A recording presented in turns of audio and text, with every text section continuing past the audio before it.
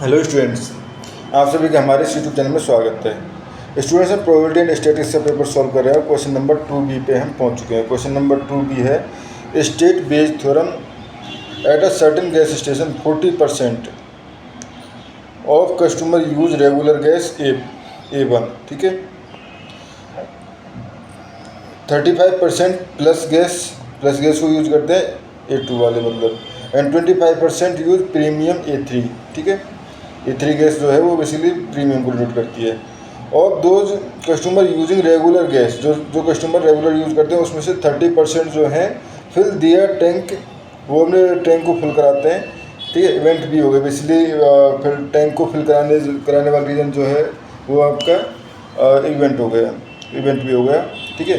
End of दो customer using plus जो कोई यूज़ करते हैं यानी 40% में से 60% फिल दियर टैंक, 60% जो है वो टैंक को फिल कराते हैं।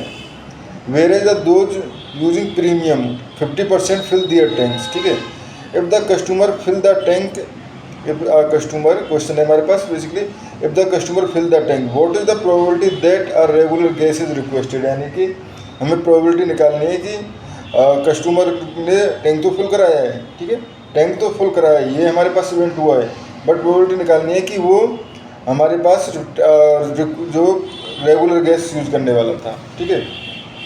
तो स्टूडेंट्स पहले बेज थ्योरम्स को स्टेट करने के लिए, ये बेज थ्योरम का बेसिकली स्टेटमेंट पहले भी क्वेश्चंस में आ चुका है, जिनके लिए आप मेरे यूट्यूब चैनल के अलग अलग वीडियो जो प्रीवियस ईयर की और भी क्वेश्चंस पेपर हैं, जैसे कि 2023-24 का है, 2022-23 का है, उनको भी आप देख सकते हो, वहाँ पे भी आपको सॉल्यूशंस जो है वो इजीली मिल जाएंगे, ठीक है।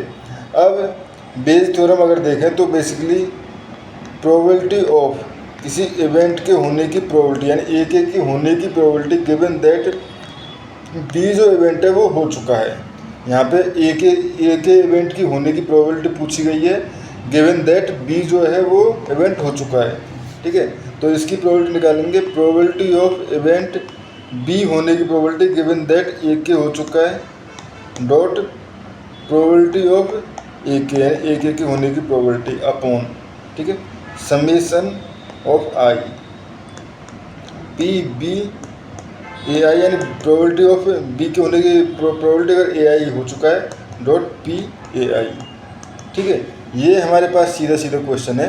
अब देखो अगर हम देखें P A one gas A1 को फिल कराने की प्रोबेबिलिटी जो थी वो 40% कराए तो 0.40, probability of A2 equal to 0.35, 35% थे तो 0.35, and probability of A3 equal to हो जाएगा हमारे पास 0.25, ठीक है।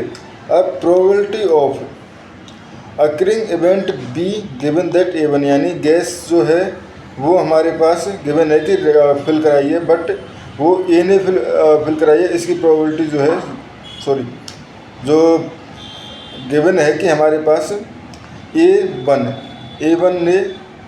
जो है इवेंट हो चुका है, उसने टैंक को फुल कराया है, इसकी प्रोबेबिलिटी क्या है हमारे पास, ये है हमारे पास 0.30।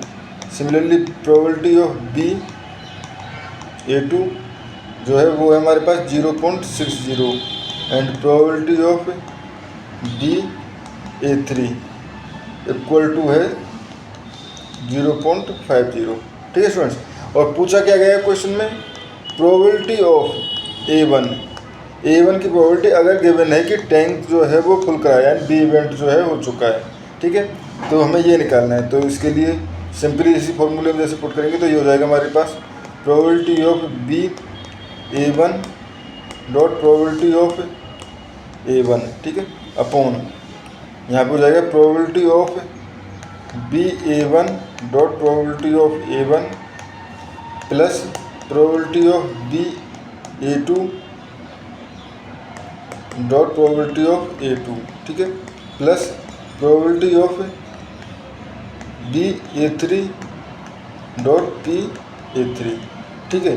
तो इस फॉर्मूले में वैल्यूज पुट करनी है, तो वैल्यूज पुट करना चालू करें। तो बी यानी 0.30 इंटू 0.40 डिवाइडेड बाई 0.30 इंटू 0.40, ठीक है। फिर इन दोनों का मल्टीप्लाई हो जाएगा प्लस 0.35 इंटू 0.60 प्लस फिर इन दोनों का मल्टीप्लाई, ठीक है। तो ये हो जाएगा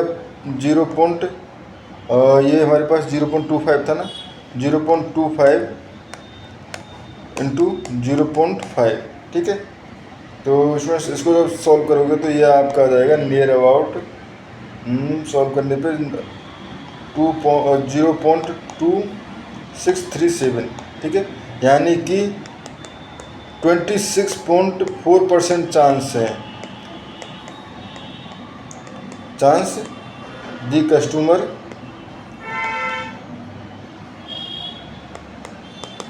fill tank need regular gas, ठीक है स्टूडेंट्स। यानी जिसने 26.4% है कि जिन्होंने गैस को रेगुलर टैंक फिल करवाया है, वो हमारे पास जिन्होंने टैंक फिल करवाया है उनको रेगुलर गैस की नीड है, ठीक है स्टूडेंट्स। तो इस क्वेश्चन में इतना ही, थैंक यू।